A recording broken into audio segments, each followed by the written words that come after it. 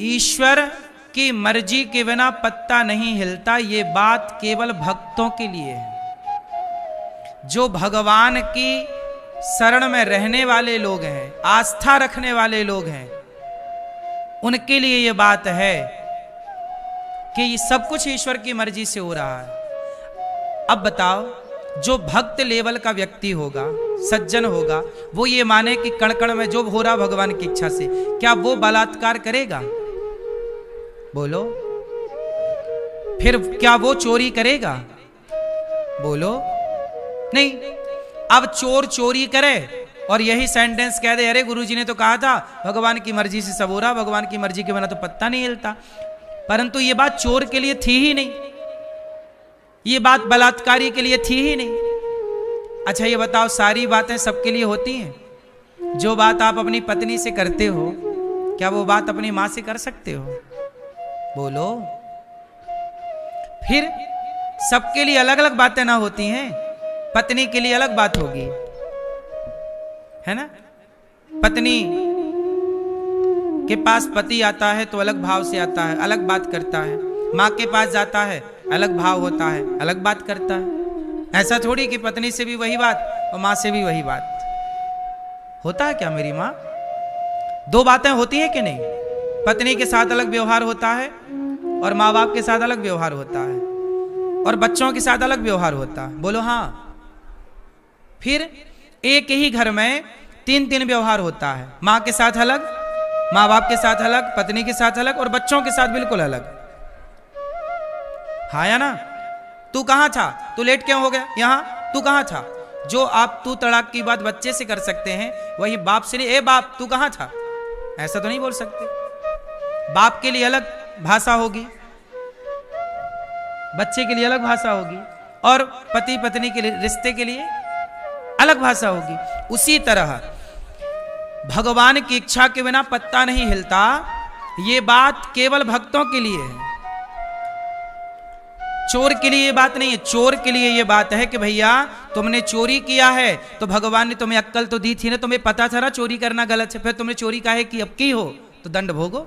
तुम्हें पता है ना कि बलात्कार करना गलत है, तुम्हें पता है ना कि किसी को छेड़ना गलत है। जब गलत है पता था, तुमने क्यों गलत किया? अब किया है तो जेल जाओ, फांसी पे चढ़ो, भोगो।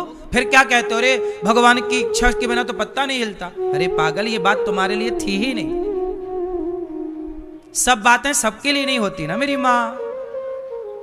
भगवान, अब आप लोग क्या करते हो ना, सबको एक तराजू में तौल देते हो, सारी बातों को एक सी तराजू। अरे गुरुजी ने तो कहा कि भगवान की इच्छा के बिना पत्ता नहीं हिलता। ये बात उच्च कोटि के भक्तों के लिए है, साधक के लिए, कि बेटा सुदामा जैसे तपस्वियों के लिए कि मैं ऐसी ही कथा सुनने के लिए चैनल को सब्सक्राइब जरूर करें। शिकायत क्या करूं? आप लोग शिकायत करने लगे, अरे गुरुजी हम बड़ी पूजा करते हैं पर देखो हम बड़े गरीब हैं, इतनी पूजा करते हैं फिर भी देखो खाने को रोटी नहीं है। तो यहाँ पे आपको कही जाएगी, बेटा ईश्वर की परीक्षा है, ये समय गुजर जाएगा। सुदामा का गुजरा कि नहीं?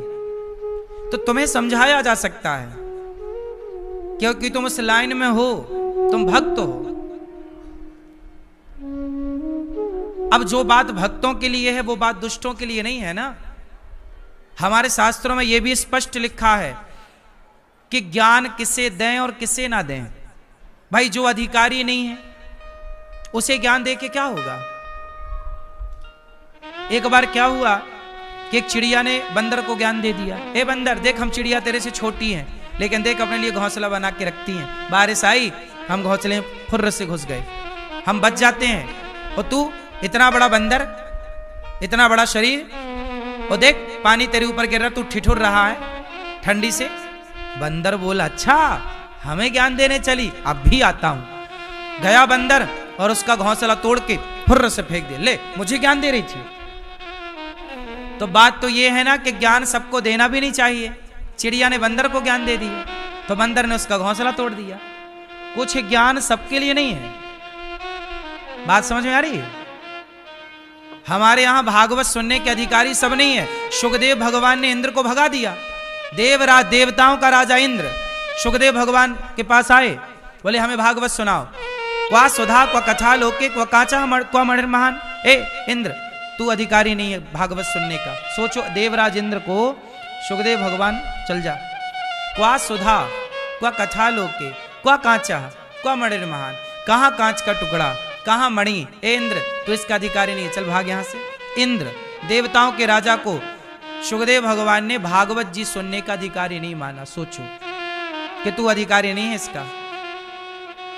अब अनाधिकारी को भागवत सुना भी दिया जाए तो वो उसका मिसयूज करता। अब यही तो है, अब लोगों को पता चल गया कि भगवान की मर्जी के बिना पत्ता नहीं हिलता। अब देखो उस ज्ञान का लोग मिसयूज कर रहे हैं कि भैया चोर कह रहा नहीं जी हम चोरी नहीं कर रहे हैं, तो भगवान की इच्छा है। फिर तो बलात्कारी कह रहा जी हम तो बलात्कार कर ही नहीं रहे हैं, ये तो भगवान की इच्छा। क्योंकि अनाधिकारी को ज्ञान मिल गया। ज्ञान किसे मिल गया? अनाधिकारी को, जो उसका अधिकारी नहीं था। जैसे परमाणु मिल गया पाकिस्तान को, तो रोज धमकी देता पटक दूंगा पटक दूंगा। आप गलत व्यक्ति के हाथ में कोई पावर लग जाए तो वो उसका सदुपयोग नहीं करता, मिसयूज करता है, दुरुपयोग करता है। ऐसे ही तो हमारे वेदों के, पुराणों के, उपनिषदों के ज्ञान का भी सब लोग अधिकारी नहीं है। ये ज्ञान सबके लिए नहीं था, इसलिए उस ज्ञान को धारण करने की पात्रता होनी चाहिए कि आप किस प्रकार। 5वीं क्लास का विद्यार्थी है उसकी पात्रता अलग है, 10वीं क्लास का विद्यार्थी उसकी पात्रता अलग है, पीएचडी का स्टूडेंट है उसकी पात्रता अलग है। जो विद्यार्थी 5वीं क्लास के विद्यार्थी को आप पीएचडी की बातें नहीं बता सकते ना समझा सकते, समय के साथ ना पात्रता आएगी, बुद्धि विकसित होगी। उसी तरह शास्त्रों का ज्ञान भगवान की इच्छा के बिना कुछ नहीं होता। ये बात आपके लिए जो भक्त लेवल के हैं, संत भक्त, भगवान के परम भक्त, ऐसी उनके ही लिए कथा सुनने के इसलिए लिए हम लोग क्या चैनल मानते को हैं सब्सक्राइब कि जो हो रहा है हमारा अपमान सम्मान जो हो रहा है। एक मैया आई अभी कुछ दिन पहले, वो थाली में लोग पैसे चढ़ाते हैं 10 रुपए 20 रुपए 100 रुपए, थाली में पैसे चढ़े थे। एक मैया आई, उसने प्रणाम करने के बहाने ये दुपट्टा लिया तरीके से, ऐसे हाथ पहले किया पीछे दुपट्टे के, और प्रणाम करने के लिए पांव के पास झुकी और थाली में ऐसा रखा दुपट्टा और रख के यूं मुट्ठी बना ली। अब पैसे उसके अंदर चले गए और ऐसे दबा के प्रणाम करके चली गई। मैं देख रहा हूं, लेकिन मैंने देख करके भी मैंने उसे नहीं रोका। शायद तेरे भाग्य का मेरे पास आ गया होगा तो तू ले जा रही है, मैं क्या रोकूं, क्या रोकता मैं। ये तो अपनी अपनी नियत है। तो चोर चोरी करता है तो उसको हम तो यही मान रहे हैं ना कि सब ईश्वर की इच्छा। अब क्या करें, हम कहां लड़े झगड़े, तुम्हारा फिर तुमसे कहें कि देखो तुमने चोरी की, फिर वो उसकी इंसल्ट हो। नहीं, तुम्हारा अपमान, तुम्हें पैसे चाहिए ले जाओ, तुम्हारा अपमान नहीं करेंगे। हर हाल में ईश्वर की मर्जी मान लो कि चलो भगवसाद इस रूप में इसकी जरूरत रही हो कि भाई ले जा, क्या करें, कोई भाग्य थोड़ी ले जाएगी हमारा चुरा के। बोलो, आप लोग क्या करते हैं, छोटी छोटी बातों में परेशान हो जाते हैं। आपको अच्छा ले आओ ले आओ। तो हर हाल में भगवान की इच्छा हो, जाही विधि राखे राम ताही विधि रही। तो कुल मिला के दास का कहना यह है कि आपके आने का हुआ ना, उस समय हम तिलक बंधन ही कर रहे थे, फिर आप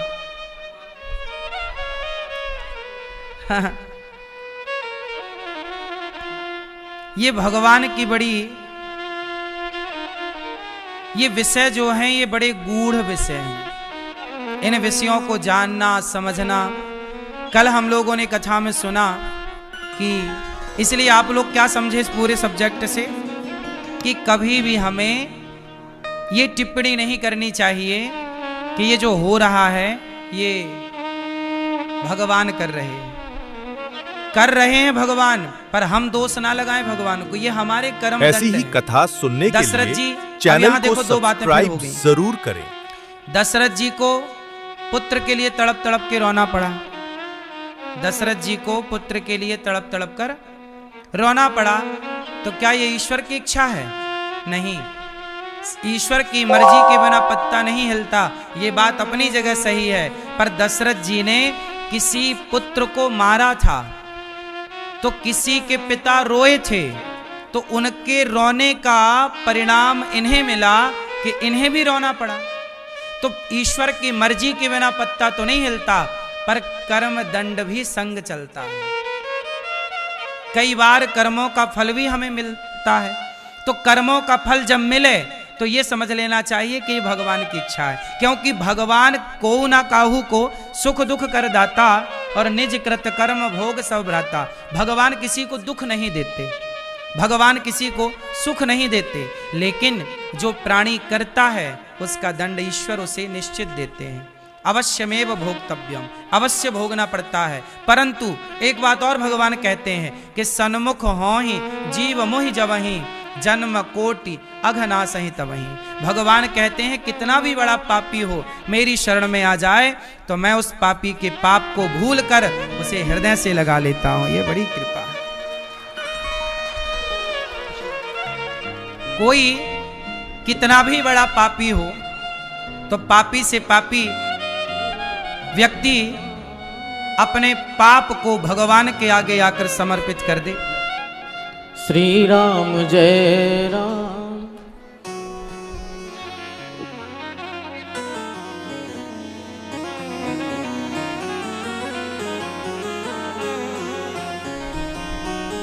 कितना भी बड़ा पापी हो, सन्मुख जो सन्मुख हो जाए भगवान के, सन्मुख हो ही जीव मोहि जबहि जन्म कोटि अघना सही तबहि।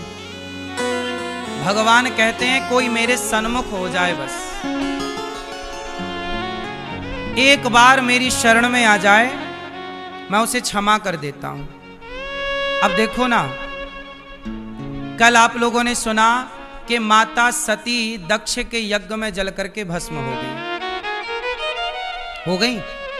भगवान शंकर माता पार्वती माता सती को लेके कथा सुनवाने गए, तभी कथा में माता सती को संदेह हो गया कि ये भगवान नहीं हो सकते। अब जब भगवान पर संदेह हुआ तो माता सती सीता बन करके पहुंच गई परीक्षा लेने के। परीक्षा तो ले ली, पर परीक्षा में माता सती हो गई फेल, और फेल हो गई तो शंकर जी ने कहा हो गई परीक्षा। माता सीता बनकर गई थी सती, राम जी ने पहचान लिया। शंकर जी से कह दिया कि कछु ना परीक्षा लीने गोसाई, हमने कोई परीक्षा नहीं ली, आपकी तरफ प्रणाम करके चली आई। लो भैया, भगवान शिव को झूठ कह दिया। भगवान शिव ने माता सती को त्याग दिया। जब भगवान ने माता सती को त्याग दिया शिव ने, तब माता सती दक्ष के यज्ञ में जल करके भस्म हो गई। योगाग्नि में कनखल में यज्ञ हुआ, दक्ष ने बुलाया नहीं सब शंकर जी को, माता सती बिना बुलाए गई। शिव जी ने बहुत रोका, मानी नहीं, और जब पति का अपमान देखा माता सती ने, तो पिता के यज्ञ में जल करके माता सती भस्म हो गई। माता सती का जलता हुआ शरीर भगवान शंकर ने छाती से लगाया, वीरभद्र को भेजकर दक्ष के यज्ञ को विध्वंस कराया। और माता सती से इतना प्रेम कि शंकर जी लिए लिए घूम रहे हैं, पूरी दुनिया में चक्कर लगा रहे हैं, भ्रमण कर रहे हैं, भारत के कोने कोने में, अंतरिक्ष में, आकाश में भ्रमण कर रहे हैं सती को लिए। अब सती का मोह इतना कि छोड़े ही ना शंकर जी, मरी हुई सती को चिपकाए छाती से घूम रहे हैं, जली हुई सती को। तब भगवान नारायण बड़ी करुणामय, शंकर जी की यह हालत देखकर भगवान प्रभु को, भगवान श्रीमन नारायण को बड़ा दुख हुआ। अब शंकर जी किसी की ना सुने, माता सती को, मरी हुई माता सती को, शरीर छूट गया, जली हुई सती को चिपकाए छाती से घूम रहे थे। तब भगवान श्रीमन नारायण ने, भगवान विष्णु ने भगवान शिव को समझाए पर शंकर जी सुने ही ना, चलते जा रहे, रुके ही ना शंकर जी। तब भगवान ने सुदर्शन से ऐसी ही कथा माता सुनने सती के के लिए शरीर काटे चैनल को सब्सक्राइब जरूर और करें। माता सती के शरीर के जो जो अंग कटे तो जहां जहां गिरे वही शक्ति पीठ बनती चली गई। 52 शक्ति पीठ बन गई, 52 टुकड़े किए भगवान नारायण ने, भगवान विष्णु ने। वही माता सती के 52 शरीर, 52 अंग, कोई अंग कहीं गिरा, कोई अंग कहीं गिरा, कोई अंग कहीं गिरा, तो वह 52 शक्ति पीठ बन गई। फिर शंकर जी को समझाए, शंकर जी फिर तपस्या करने लग गए। तभी तारकासुर नाम का एक दुष्ट पैदा हो गया। उसको पता चल गया कि शंकर जी तो माता सती के जाने के बाद समाधि में डूबे हैं, तो उसने ब्रह्मा जी से वरदान मांग लिया कि मैं मरूं ना, और मरूं तो शिव जी के पुत्र से मरूं। और शिव जी तो ध्यान में चले गए। अब शिव जी विवाह कर नहीं सकते क्योंकि उनका ध्यान है। जब तारकासुर का अत्याचार बढ़ा तब देवताओं ने भगवान की शरण ग्रहण की। तब भगवान शंकर के पास कामदेव गए, देवता गए समाधि भंग करने, क्योंकि शंकर जी तो समाधि में। अच्छा, हमारे पूज्य आचार्य चरण आज आए हैं। 2 मिनट आशीर्वचन हम स्वामी जी का लेकर, स्वामी जी को दर्शन ठाकुर जी का कराइए। श्री सीतानाथ समारंभां श्री रामानंदार्य मध्यमाम् अस्मदाचार्य पर्यन्तां वंदे श्री गुरु परंपरां। बोलिए श्री सीतारामचंद्र भगवान की, श्री बांके बिहारी लाल की जय। आप लोग जब जयकारा लगाया करिए तो पंजा मत दिखाया करिए, क्योंकि पंजा का काम खत्म हो गया है। और बजरंग बली जैसी गदा बनाया करिए, ऐसे दोनों हाथ ऊपर उठाइए, मुट्ठी बांध के बोलेंगे भारत माता की, गौ माता की जय हो, श्री राम जन्मभूमि की जय हो, श्री कृष्ण जन्मभूमि की जय हो, काशी विश्वनाथ की जय हो, श्री गौरी गोपाल मंदिर की जय हो, पूज्य व्यास जी महाराज की जय हो। आप सभी को सर्वप्रथम हिंदू नव संवत्सर और चैत्र नवरात्रि की खूब मंगल शुभकामनाएं, बधाई। आप सबके जीवन का परम सौभाग्य है कि आप इस पावन ब्रज की भूमि में श्री गौरी गोपाल मंदिर में इस परिसर में विराजमान होकर परम सिद्धे परम पूज्य हमारे अत्यंत प्रिय श्री अनुद्धाचार्य जी महाराज के मंगलमयी वाणी से आप सब कथा श्रवण कर रहे। मैं व्यासपीठ को साष्टांग दंडोत प्रणाम निवेदित करता हूँ। यहाँ पर उपस्थित समस्त मात्र शक्ति को प्रणाम करता हूँ। समस्त हमारे नौजवान साथी, आप सभी भक्तगण, बड़ी सुंदर कथा आप सब महाराज जी के श्री मुख से श्रवण कर रहे। मेरी यात्रा थी तो मैंने कहा मैं गौरी गोपाल भगवान के पावन प्राण प्रतिष्ठा महोत्सव कार्यक्रम में सम्मिलित नहीं हो पाया, तो मैं भी आके अपनी हाजिरी लगा दूं। निश्चित रूप से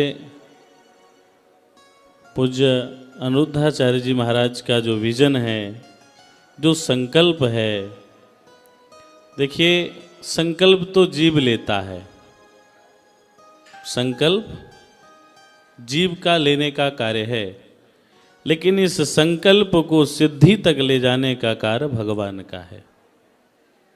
कितना बड़ा विजन, वृद्ध माताओं की सेवा, निरंतर प्रतिदिन हजारों लोगों को भोजन की सेवा, और अभी तो बच्चों का भी विद्यालय श्री महाराज जी बना रहे हैं, चालू हो गया है। जी जी, अभी 2 वर्ष से चल रहा है, 150 बच्चे पढ़ रहे हैं। मैं आपकी इस सेवा को बहुत प्रणाम करता हूं और बहुत सराहना करता हूं, और मैं कह सकता हूं कि भारत के अंदर कोई ना कोई ऐसा भारत माता का बेटा आता है जो भारत माता के तमाम ऐसे लोग जिनको कहीं भोजन नहीं मिलता तो उनको भोजन कराने का काम कोई अनिरुद्धाचार्य जी के रूप में कोई बेटा आके कराता है। हजारों माताओं को जो अपने निकम्मे पुत्र वृद्धाश्रम में भेज देते हैं, ऐसी माताओं की खुद बेटा बन के सेवा कोई अनिरुद्धाचार्य जैसा ही करता है। ये सामान्य बात नहीं है। कथा सुनने के लिए और इस बात को ध्यान रखना, चाहे जितने बांके बिहारी के दर्शन कर लेना और चाहे जितने अयोध्यानाथ के यहाँ दर्शन कर लेना और चाहे जितनी बार वैष्णो देवी में उस लंबी चढ़ाई को करके साल में 365 दिन दर्शन करना, यदि तुम्हारे घर की माँ दुखी है तो तुम्हें कोई पुण्य मिलने वाला नहीं है। इस संसार का साक्षात देवता ईश्वर माता पिता गुरु और संत ही हैं। यदि तुमने इनका अपमान कर दिया तो तुम्हें कोई भगवान माफ करने वाले नहीं हैं। इसलिए अपने माता पिता की सेवा अवश्य करो। और ये जो सबसे ज्यादा वृद्धाश्रम की व्यवस्था प्रारंभ हुई है ना, ये महाराज जी जब से भारत के माता पिता अपने बच्चों को कॉन्वेंट स्कूल में पढ़ाना शुरू कर दिया है, तब से माता पिता वृद्धाश्रम में जाने लगे। एक प्रार्थना आप सबसे और करूंगा कि अपने बच्चों को कॉन्वेंट स्कूल में मत पढ़ाइए, उनको संस्कारी बनाइए। क्योंकि घर पर बैठे पिता को तो वो डैडी कहता है और उस कॉन्वेंट स्कूल में बैठा एक निकम्मा उसको फादर कहता है। इसलिए ये हिंदुत्व की सदी है, ये बदलता भारत है। जैसे अभी पूज्य महाराज जी प्रधानमंत्री जी का नाम ले रहे थे, मैं कह सकता हूँ ये हिंदुत्व की सदी है। और 2014 के बाद भारत की संस्कृति बदलने का कार्य हुआ है। अयोध्या तो सरवर गई, सुंदर हो गई। अब बहुत शीघ्र इस वृंदावन की बारी है। मथुरा में भी भव्य माँ के बिहारी का मंदिर बनेगा। जन्मभूमि में भी भगवान लाला बैठेंगे। वो उत्सव भी हम सब देखेंगे। मैं बाधा बनने के लिए पूज्य महाराज जी से क्षमा प्रार्थी हूँ, व्यासपीठ को प्रणाम करता हूँ। आप सबने तमाम कार्य दे रखे हैं जिनमें मुझे यथा तथा वरुण पर रहना पड़ता है। आप सब से मेरी एक प्रार्थना है, जो पंडाल में बैठे हैं और जो इस लाइव के माध्यम से पूरी दुनिया में देख रहे हैं, आप सब बढ़ चढ़कर इस मंगलमय जो संकल्प हमारे प्रिय भाई श्री अनिरुद्धाचार्य जी ने लिया है, इस संकल्प में तन मन धन से आप सब इनका साथ दीजिए।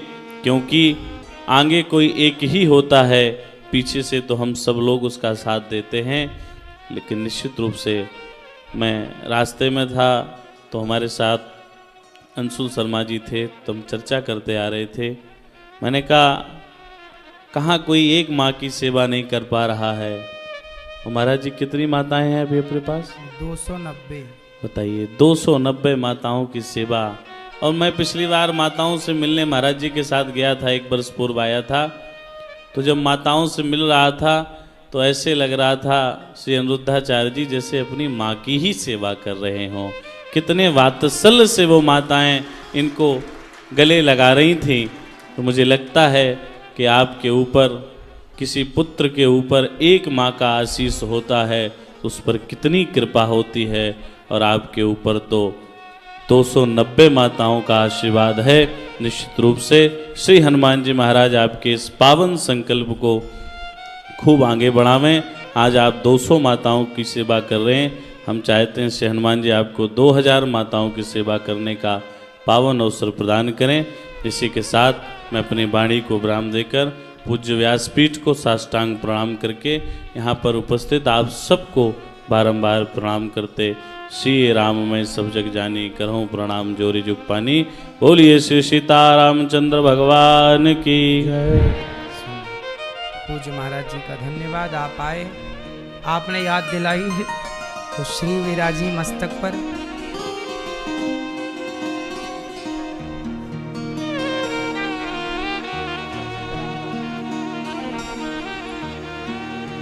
भगवान शिव माता सती को लेकर चल रहे हैं। भगवान श्रीमन नारायण भगवान विष्णु ने अपने सुदर्शन से माँ भगवती के अंग काट करके गिराए और वही माता सती बाद में पार्वती बनकर के प्रकट हुई। और जब पार्वती बनकर के मां भगवती प्रकट हुई तो देखो भगवान राम की कथा सुनने में माता सती को संदेह हुआ था। परीक्षा लेने गई, फेल हो गई, पिता के यज्ञ में जलकर भस्म हो गई। तो भगवान राम को लगा कि आखिर माता सती का जो जीवन लीला पूरी हुई कहीं ना कहीं मेरे कारण हुई। तब भगवान राम, भगवान नारायण, भगवान शंकर जी के पास आते हैं। कामदेव ने जब उनकी तपस्या भंग कर दी तो कामदेव को तो शंकर जी ने जला के भस्म कर दिया। फिर भगवान नारायण शंकर जी को मनाने आए कि हे भोलेनाथ आप विवाह कर लो, पार्वती जी आपके अनुकूल हैं। उस समय हिमालय की बेटी पार्वती जी प्रकट हो चुकी हैं। फिर पार्वती जी तपस्या भी कर रही हैं। 10,000 वर्षों तक बिल्व पत्र खाकर के माता भगवती ने तपस्या की। भगवान नारायण ने शंकर जी से कहा कि हे भोलेनाथ अब आप विवाह कर लो। अब विनती मम सुनहु शिव, जो मोह पर निज नेहु, जाई विवाह शैल जहीं, यह मोहि मांगे देहु। हे भोलेनाथ हमें यही वरदान दो कि आप हिमालय की बेटी पार्वती से विवाह करो। ये भगवान नारायण शंकर जी से मांग रहे। क्यों? तब भगवान शंकर खड़े हो गए और भगवान शिव ने प्रार्थना की, हे प्रभु ये आप क्या कह रहे हैं? तब भगवान श्रीमन नारायण बोले, भगवान राम बोले, नारायण मतलब राम, राम मतलब नारायण, इनमें भेद नहीं है ना। तो शंकर जी बोले, प्रभु आप यहाँ, आप हमसे क्यों हाथ जोड़ के कह रहे हैं? आप तो हमारे इष्ट हैं, आप तो हमारे आराध्य हैं। शंकर जी के इष्ट हैं भगवान नारायण। शंकर जी के आराध्य भगवान कौन है? भगवान श्रीमन नारायण। और आज वह नारायण शंकर जी से कह रहे हैं कि आप विवाह कर लो। क्यों? क्योंकि आपकी पत्नी का यदि जीवन लीला पूरी हुई है तो कहीं ना कहीं मेरे कारण हुई है। मेरी कथा पर ही तो उन्हें संदेह हुआ और आगे फिर वही घटनाक्रम चला। देखो भगवान कहते हैं कि जो मेरी कथा एक बार सुन लेता है, भले संदेह पैदा हो जाए लेकिन मैं उसे फिर भूलता नहीं हूं, मिलाकर ही रहता हूं। माता पार्वती को शिवजी से मिलाकर ही रहे। तब शंकर जी ने सिर धरि आयसु करिय तुम्हारा, परम धर्म यह नाथ हमारा। शंकर जी ने कहा, हे नाथ आपने जो आज्ञा दी है वो सिरोधार्य है। आप कह रहे हैं कि मैं विवाह करूं तो जरूर करूंगा। शंकर जी विवाह तो किए पर कामदेव को जलाने के बाद किए। शंकर जी ने पहले, मैया ओ भैया बैठ जाओ लाला पहले तो, और शोर ना करो। कथा को ना बहुत मर्यादित सुनना चाहिए। खड़े ना रहो भैया, बैठ जाओ। कथा सुनने आए हो तो थोड़ा टाइम निकाल के आओ, 2-3 घंटे का। इत्मीनान से कथा सुनो, सावधानी से सुनो। तो भगवान शंकर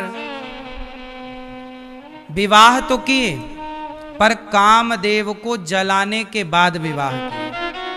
कामदेव को भस्म कर दिया ना शंकर जी ने, तीसरी आंख खोली, कामदेव जल के। अब सोचो कि किसी का कामदेव ही जल जाए, काम वासना ही मिट जाए, तो फिर विवाह करे तो करे फिर कैसे? फिर संतान उत्पत्ति कैसे होगी? क्योंकि संतान उत्पत्ति के लिए काम की आवश्यकता पड़ती ही है। तो फिर कैसे? काम ही नहीं रहा तो फिर विवाह करने का अर्थ क्या निकला? तो जब काम जल गए तो शंकर जी से सवाल पूछा गया, विवाह कैसे करोगे? तब भगवान शंकर कहते हैं, मैं विवाह करूंगा पर समाज को ये बताना चाहता हूं कि मैं विवाह कर तो रहा हूं पर काम की प्रेरणा से नहीं, प्रभु राम की प्रेरणा से विवाह करने जा रहा हूं। तो विवाह करो, पर काम की प्रेरणा से, काम की वासनाओं की पूर्ति के लिए नहीं, बल्कि भक्ति में पत्नी सहयोगी बने, इसलिए विवाह करना चाहिए। विवाह क्यों करना चाहिए? विवाह करने के फायदे क्या के लिए चैनल को सब्सक्राइब जरूर करें। नहीं भैया, आपने विवाह किया? चश्मा वाले भैया, विवाह करने के फायदे क्या हैं?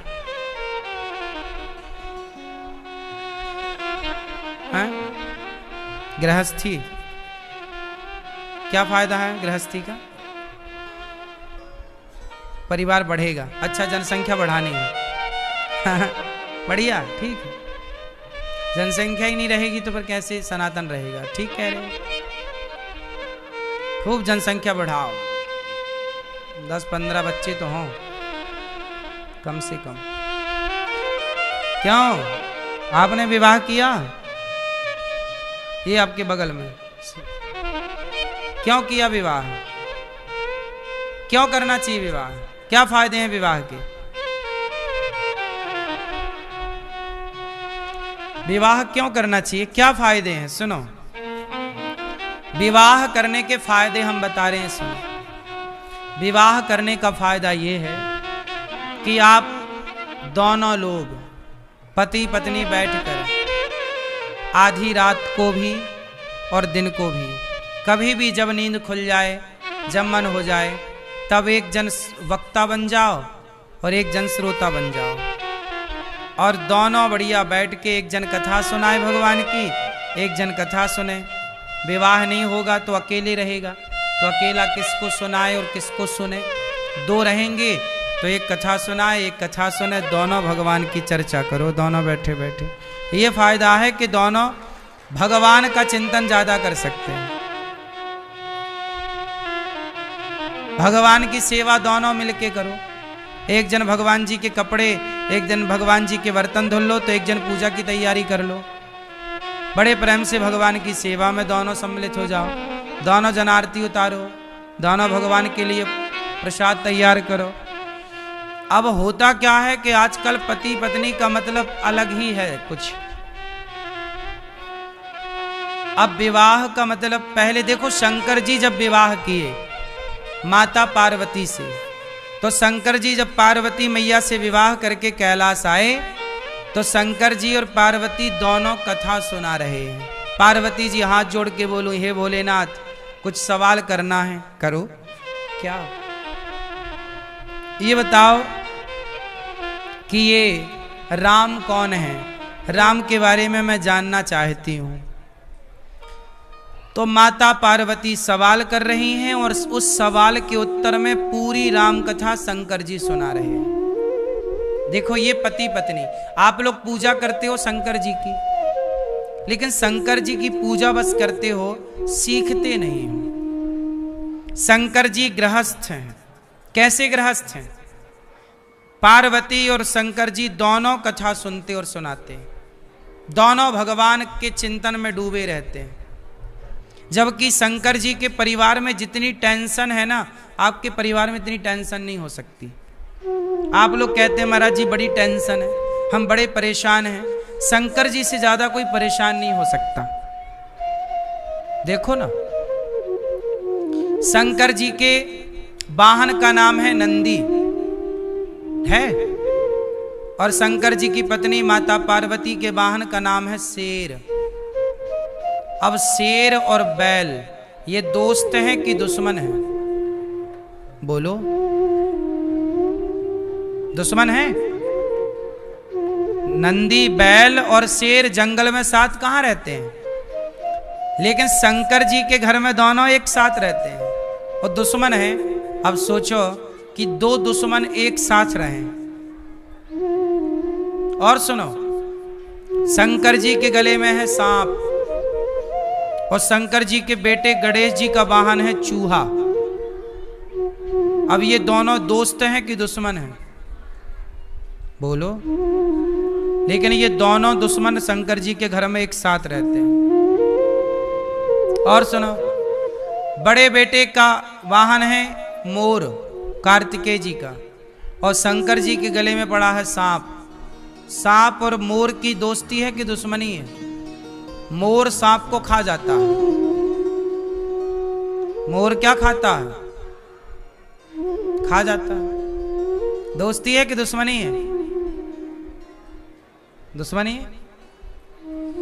सारे एक दूसरे के कट्टर दुश्मन हैं, लेकिन वो दोनों दुश्मन शंकर जी के घर में एक साथ प्रेम से रह रहे हैं। किसके प्रभाव से? शंकर जी के गले में है जहर। बोलो हाँ। शरीर में है भभूति, भस्म। पहाड़ पर बैठे हैं, ना घर है ना कोई छाया है। शंकर जी समाज को मैसेज देना चाहते हैं कि देखो, मेरे घर में जितने लोग हैं सब एक दूसरे के दुश्मन हैं, लेकिन वो सारे दुश्मन शंकर जी के भजन के प्रभाव से, कथा के प्रभाव से। शंकर जी कहते हैं कि भगवान के नाम में इतनी ताकत है कि भगवान की भक्ति करने वाला कोई हो तो वो दुश्मनों को भी दोस्त बना सकता है। ये भजन का प्रभाव। शेर और बैल दोस्त हो गए, शिव जी के घर जाते हैं। ये किसका प्रभाव है? भजन का प्रभाव। इसलिए मैया खूब भजन करो भगवान का, खूब भगवान का नाम जपो, फिर प्रतिकूल लोग भी अनुकूल हो जाएंगे। व्यक्ति का प्रभाव नहीं होता, भजन का प्रभाव। हमने कितने संतों के बारे में सुना है कि वो जंगल में भजन करते, तो जंगल में भजन करते तो शेर आकर के उन्हें प्रणाम करके जाता। संतों को कोई आश्चर्य नहीं है। भजन करने का प्रभाव यही होता है कि वहां रहने वाले जीव जंतु, हिंसक प्राणी भी वहां अपनी हिंसा का स्वभाव छोड़ देते हैं भजन के प्रभाव से। अपने घर का वातावरण सुधारा जा सकता है। किसके प्रभाव से? भक्ति के प्रभाव से। इसलिए कहता हूं थोड़ा भक्ति किया करो, थोड़ा भगवान का चिंतन किया करो। शंकर जी बहुत प्रेम से अपने परिवार को ठीक ठीक चलाते हैं। शंकर जी के मंदिर आप जाते हो, शिव पार्वती किस तरह से कथा सुनते हैं, किस तरह से भगवान के प्रेमी हैं। आप लोग भगवान से प्रेम का नहीं सोचते। पति पत्नी हो, लड़ाई झगड़ा में गुजरता है आपका जीवन। मैया, ओ लाल मैया, ओ केसरिया मैया, ओ बहरी मैया। लो, नहीं सुन रही मैया। कथा सुनने आई है पर सुनाई ही नहीं पड़ रहा है। ऐसे ही होता है। लोग कथा सुनने भी तब जानते हैं तब जब कान फ्यूज हो जाए।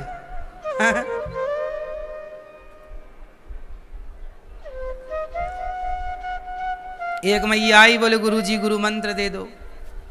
हमने कहा लो। हमने बोला मैया बोलो श्रीमन्नारायण, मंत्र दिया उन्हें। फिर बाद में बोला हमने मैया बोलो श्रीमन्नारायण। गुरुजी थोड़ा जोर से कहो। हमने श्रीमन्नारायण बोलो। गुरुजी और जोर से। हमने पूरी ताकत से बोला। बोले बोलो महाराज। हमने कहा मैया बोल ही तो रहे हैं। बोले हमें नहीं सुनाई पड़ रहा। हमने कहा सुनाई कुछ नहीं पड़ता। बोले 5 साल से हमें नहीं सुनाई पड़ता। हाँ, 5 साल की बहरी मैया गुरु मंत्र लेने आई थी। अब दो गुरु मंत्र कैसे दोगे? तो आदमी भगवान का नाम लेने तभी आता है जब बहरा बहरा हो जाता है। इसीलिए हम कहते हैं भजन करो मस्त जवानी में, बुढ़ापा किसने देखा है। सारी जिंदगी जवानी आदमी भोगों में समर्पित करता है। परिवार, जवानी परिवार को देता है और बुढ़ापा भगवान को देता है।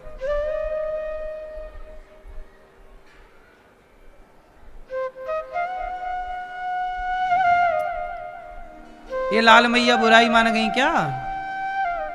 नहीं।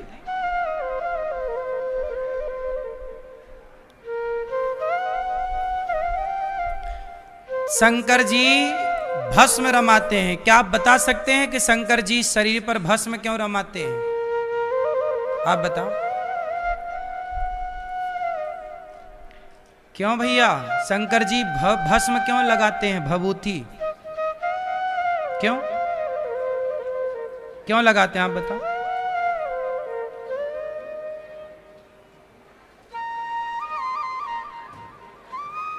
हाँ, शंकर जी भभूति इसलिए लगाते हैं कि दुनिया वालों देख लो, ज्यादा घमंड में ना रहो, एक दिन राख हो जाओगे। ये राख लग रही है शंकर जी पर, वो राख किसी मुर्दे की ही होती है। तो शंकर जी कहते हैं ज्यादा घमंड ना कर, तो भी एक दिन ऐसे ही राख बन जाएगा। तो तुम्हारा अभिमान मिटे, इसलिए शंकर जी भभूति चैनल को सब्सक्राइब लेकिन तुम्हें तो जाके शंकर जी को देख के सीखना कुछ नहीं होता, कुछ नहीं सीखते लोग। शंकर जी का पूरा जीवन सिखा रहा है। शंकर जी जब पार्वती से विवाह करने गए तो दुल्हा बने, भभूति रमा रहे हैं और गले में सांपों की माला। अच्छा, शंकर जी गले में सर्पों की माला क्यों पहनते हैं? क्यों? क्योंकि सांप है काल, काल मृत्यु का सूचक है ना। काल अव्याल मुखग्रास त्रास निर्णास तवे, सांप को काल कहा गया है। सांप दिख जाए मतलब काल दिख गया, काल है वो, मृत्यु है। तो सांप मतलब काल। शंकर जी बोले तुम काल को डरते हो देखकर, मृत्यु से डरते हो ना। लोग क्या सोच, हम मर ना जाएं गुरुजी, बूढ़े बूढ़े लोग भी मरने से बड़ा डरते हैं। नहीं, मर ना जाएं, मर ना जाएं। एक मैया गोबर उठा रही थी गैया का, बोली हे भगवान मौत भी नहीं आती कि मर जाऊं, 90 साल में बहू गोबर उठवा रही है। यमराज जी गुजर रहे थे, यमराज जी को लगा शायद हमें याद कर रही, आ गए। हाँ मैया चलो। मैया बोली कौन हो? बोली यमराज। तुम बोल रही हो ना मौत भी नहीं आती, हम आ गए, चलो तुम्हें लेने आए।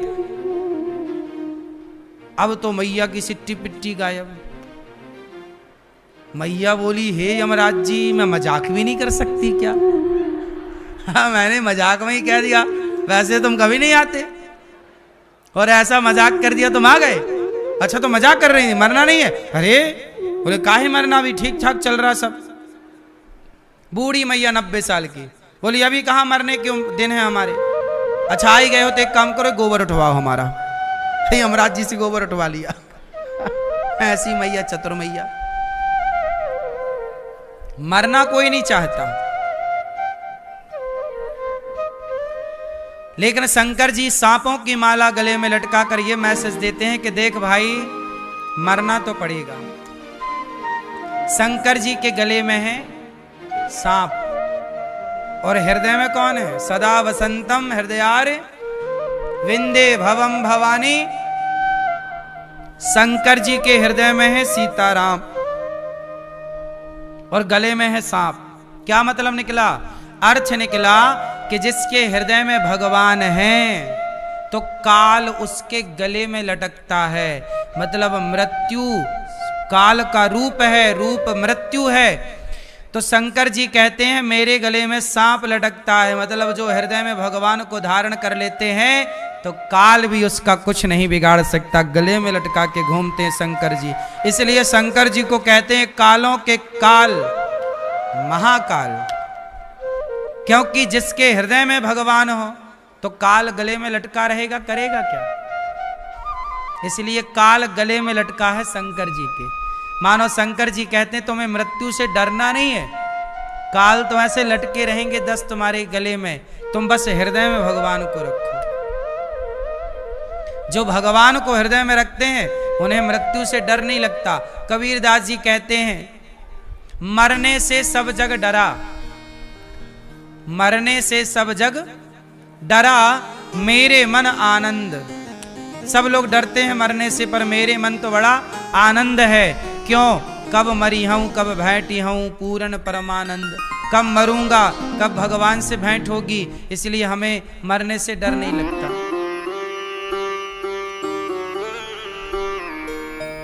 अब तो शंकर जी बड़े प्रेम से दुल्हा बने, गले में सांप, और शंकर जी के माथे पर क्या है? चंद्रमा भी है और गंगा भी है। और दोनों का स्वभाव कैसा है? चंद्रमा गर्म होती है कि ठंडी है? चंद्रमा शीतल ठंडी, और गंगा है गरम। गंगा भी ठंडी, गंगा जल ठंडा हो तो सबसे ठंडी गंगा मैया। गंगा भी ठंडी है और चंद्रमा भी ठंडे हैं। और दोनों को शंकर जी ने कहां बिठाया है? मस्तक पर। क्या मतलब हुआ? क्या मतलब हुआ मैया? इस बात से क्या सीखा आपने? क्या मैसेज मिला आपको? ये गुलाबी मैया बताएंगी। हैं? गले में वो शंकर जी के मस्तक पे गंगा काहे हैं? काहे हैं? वही तो पूछ रहे, मस्तक पर क्यों बैठी हैं? शंकर जी ने मस्तक पर ही गंगा जी को क्यों बिठाया है? ठीक है, आप बताओ। मैया क्या बोलती तू? थोड़ा जोर से बोलो मेरी माँ। अच्छा, गले की प्रॉब्लम है, ठंडा। शंकर जी कहना चाहते हैं कि जीवन में टेंशन कितनी भी हो, परेशानी कितनी भी हो, पर दिमाग को हमेशा दिमाग कैसा हो? ठंडा की गरम? शंकर जी कह रहे, देखो शंकर जी के यहाँ सब एक दूसरे के दुश्मन हैं, पर शंकर जी का दिमाग फिर भी कैसा है? तुम मैसेज तो सीखते कुछ हो नहीं, तुम्हारा दिमाग बिल्कुल गर्म रहता है। लोगों के कमरे में लगी है एसी और दिमाग में लगा है हीटर। हर टाइम लोग गर्म रहते हैं, हर टाइम बस लड़ाई झगड़ा, नाक में गुस्सा धरा है, बात बात पे लड़ाई, बात बात पे झगड़ा। तो दिमाग में क्या होना चाहिए? दिमाग पे गंगा जी, मतलब ठंडक। दिमाग को ठंडा रखो। और गरम क्या होने चाहिए? पांव हो गरम, पांव ठंडे ना पड़ जाए, चलते फिरते रहो। आजकल पांव ठंडे पड़ गए इसलिए मोटापा आ गया, बीमारियां आ गई। पहले लोग चलते ही रहते थे दिन भर। पांव रहते हैं गरम, पांव रहने चाहिए गरम। इसलिए पुराने जमाने में आज भी गांव के लोग जब खेत से आते हैं तो वो गर्म पानी से, गुनगुने पानी से ही पांव धुलते हैं। गुनगुने पानी से पांव धुलने से थकावट उतर जाती है। बताया आपको? तो पांव गर्म होने चाहिए। अर्थात गर्म का मतलब ये नहीं कि तुम जाके पांव गर्म पानी में डाल दो। गर्म का मतलब है कि पांव हमेशा एक्टिव हो, करते रहो कुछ काम, चलते रहो। जो चलता रहेगा वो स्वस्थ रहेगा, जो बैठ गया वो बीमार। बोलो हाँ कि ना? इसलिए ज्यादा से ज्यादा चलो, ज्यादा से ज्यादा चलो।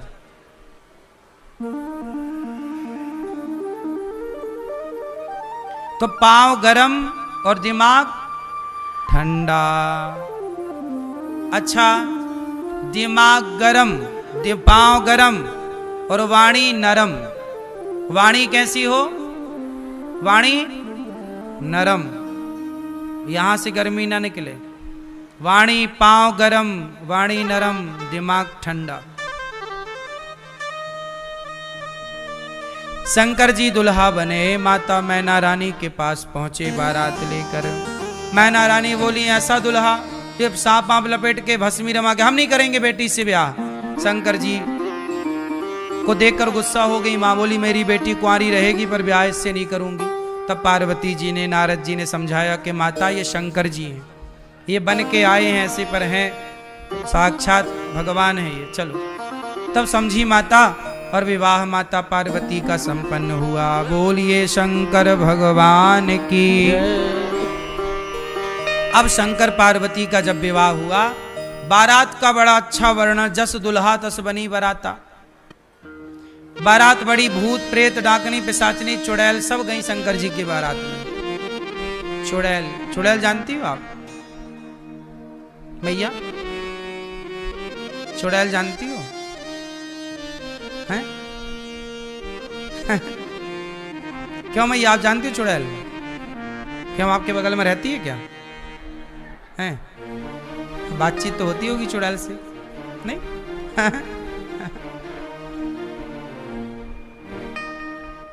आप जानते हैं चुड़ैल? ऐसे पांव रहते हैं उसके, ऐसे। चुड़ैल कौन बनता है? पुरुष बनता है भूत। पुरुष मर जाए, गलत काम करे तो भूत बने, प्रेत बने, पिशाच बने, ब्रह्म राक्षस बने। परंतु स्त्रियां क्या बनती हैं?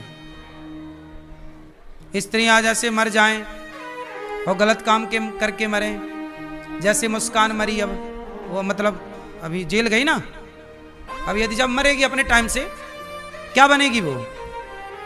उसका फिक्स हो गया पीपल, एक बिल्कुल आस पास कहीं चुड़ैल बनेगी बनेगी वो। पति को मार दी ना उसने, हैं? कौन? तुम्हारी पड़ोसन? उसने ही मार दिया पति को, तो वो भी चुड़ैल बनेगी। मतलब जो अपने पति को मार के ड्रम में पैक करें, सब चुड़ैल बनेंगी, फिक्स। और जो सास को परेशान करती हैं, वो भी चुड़ैल बनती हैं। है क्या? सही बनती हैं। हाँ।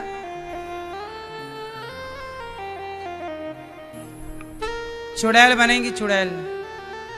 सास की सेवा करना मन लगा के, ससुर की सेवा करो, बूढ़ों का सम्मान करो, और पति की भी सेवा करो।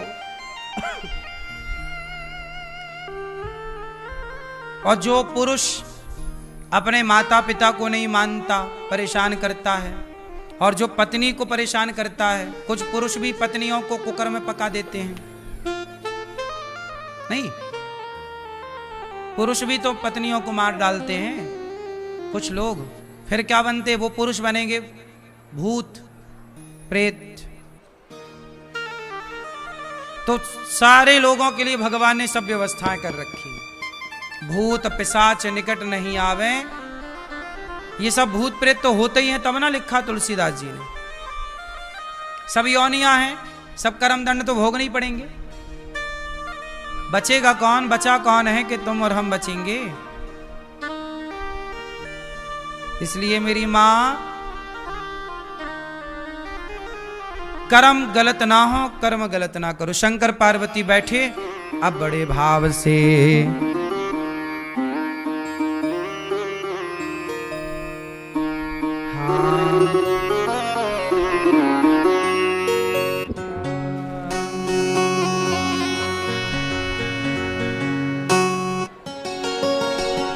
बंदऊ बाल रूप सोई रामू, सब सिद्धि सुलभ जपत जसि नामू। मंगल भवन मंगल हारी, द्रवहु सुदशरथ अजिर बिहारी। मंगल भवन मंगल हारी,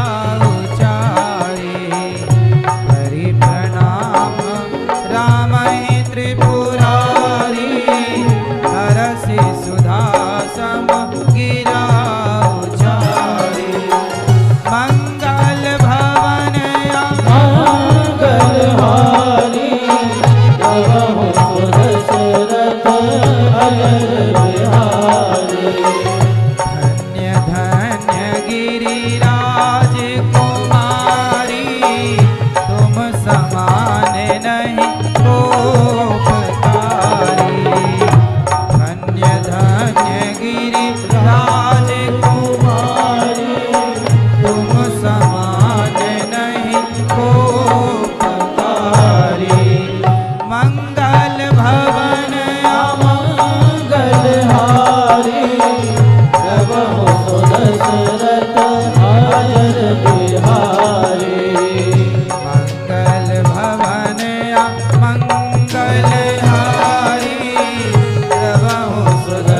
दशरथ अजीर बिहारी। शंकर जी से माता पार्वती प्रश्न कर रही हैं कि हे भोलेनाथ, ये बताओ कि ये राम कौन है? एक राम दशरथ का बेटा, राम कौन?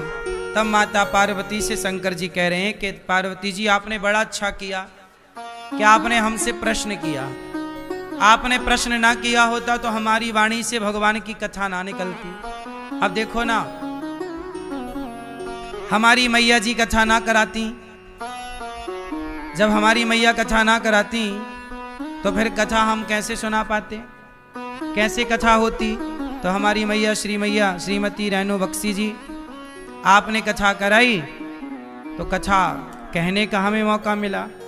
आपने कथा कराई ही ना होती तो फिर कैसे हमें मौका मिलता? तो कुल मिलाकर के हमारी मैया ने कथा कराई। भैया, आपके पुत्र श्री नितिन बख्शी जी चले गए घर। श्रीमती पूजा बख्शी जी हैं गई, पूजा जी। बेटी दामाद कोशिन बख्शी जी, विधान जी, जालान जी, रजनी भट्ट जी, रीता कोल जी, रोमिला जी और राशि बख्शी जी, शशि शर्मा जी। लाजपत नगर मैया वहाँ से आई हैं। और मैया हमारी श्रीमती रेणु बख्शी जी बड़े प्रेम से राम कथा करा रही हैं, तो हम लोग सुन रहे हैं। हमें भी देखो भाग्य मिला, हम रोज भगवान भागवत की कथा सुनाते हैं, हमें भी कभी कभी राम जी का गुणगान गाने का अवसर मिलता है। तो मैया की कृपा से, मैया के द्वारा राम कथा मैया ने कहा तो लो हमें भी भगवान की कथा कहने का मौका मिला। हमारी भी वाणी पवित्र हो रही है भगवान की कथा से, आपका भी हृदय पवित्र हो रहा है भगवान की कथा से। तो कथा दोनों को पवित्र करती है, श्रोता वक्ता दोनों को। इसलिए अपने कानों से भगवान की कथा सुनना सीखिए और जब भी बोलिए तो भगवान की चर्चा ही करिए। अब शंकर जी और पार्वती जी बैठे हैं और प्रेम से दोनों एक दूसरे को प्रश्न कर रहे हैं। अब शंकर जी प्रेम से प्रार्थना कर रहे हैं, मंगल भवन अमंगल हारी, द्रवहु सुदशरथ अजिर बिहारी। अब प्रार्थना करके मंगलाचरण करके शंकर जी पार्वती जी की प्रशंसा कर रहे हैं कि आपने प्रश्न करके हम पर बड़ा उपकार किया। आपने रघुनाथ जी के बारे में पूछा है, तुम रघुवीर चरण अनुरागी, तुम्हारे हृदय में भगवान के प्रति प्रेम है, तब तुमने ऐसे प्रश्न किए हैं, परंतु ऐसे प्रश्नों कोई करता नहीं है। पार्वती जी से शंकर जी कह रहे हैं, जिन हरि कथा सुनी नहीं काना, श्रवण रंध्र अहि भवन समाना। जिनकी कथा, शंकर जी कह रहे हैं पार्वती जी से, हे पार्वती, जिनके कान भगवान की कथा नहीं सुनते, उनके कान नहीं है, चूहे का बिल है। इसलिए कान तब सार्थक, कानों की सुंदरता सोना पहन लेने से नहीं है। लोग तो पूरे कान को छिदा लेते हैं नीचे से ऊपर तक और पूरे में सोना सोना सोना पहन लेते हैं, इससे कान की सुंदरता नहीं है। कान वही सुंदर हैं जिन कानों को रोज कथा सुनने को मिले, रोज भगवान की कथा, वो कान सुंदर है। कान जिन्हें हरि कथा सुनी नहीं काना, वो कान जो कथा नहीं सुनते वो तो केवल चूहे के छेद है, बस कान का बिल चूहे का, कोई मतलब नहीं। और नए नहीं संत दरस नहीं देखा, लोचन मोर पंख कर लेखा। आंखें किसे देखें? भगवान को और संतों को, भगवान के भक्तों को। संत मिल जाएं, भगवान मिल जाएं, भगवान के भक्त मिल जाएं, तो आंखों से उन्हें देखो और देख करके ऐसा भाव रखो कि हमारे भीतर भी इनकी तरह भक्ति कब आएगी, हमारे अंदर भी इनकी तरह भगवान से प्रेम कब होगा। तो आंखों से भगवान को देखो और संतों को, भगवान के भक्तों को देखो। यदि नहीं देखा, आजकल आंखों से लोग किसे देखते हैं? ताकते रहते तुझको सांझ सवेरे, है ना? आंखों से लोग क्या देख रहे हैं? ताक रहे, देख नहीं रहे हैं, ताक रहे हैं। जबकि हमारे यहाँ ताकने को मना किया गया है। देखो भालो तको मत, बोलो चालो बको मत, खाओ पियो चलो मत, खाओ पियो छको मत, चलो फिरो थको मत। लेकिन जो मना किया जाता आजकल लोग वही करते हैं। आजकल लोग देखते नहीं, घूरते हैं, घूरते रहते तुझको सांझ सवेरे। क्यों मैया? अच्छा, मोर पंख में भी आंख होती है कि नहीं? छोटी सी मोर पंख में ध्यान से देखो, एक छोटी सी आंख सी बनी रहती है। तो जिनकी आंख भगवान को नहीं देखती, वो आंख वैसे ही है जैसे मोर पंख की आंख है, बस कुछ कर नहीं सकती वो आंख। इसलिए आंखों की सुंदरता तब है जब इन आंखों से भगवान को देखकर उनकी छवि मन मंदिर में बसा ली जाए। और ते सिर कटु तुम बरी समतूला, जे न नमत हरि गुरु पद मूला। आपका सिर, कुछ लोग ना सिर नहीं झुकाते। जैसे कहीं भी मंदिर दिख जाए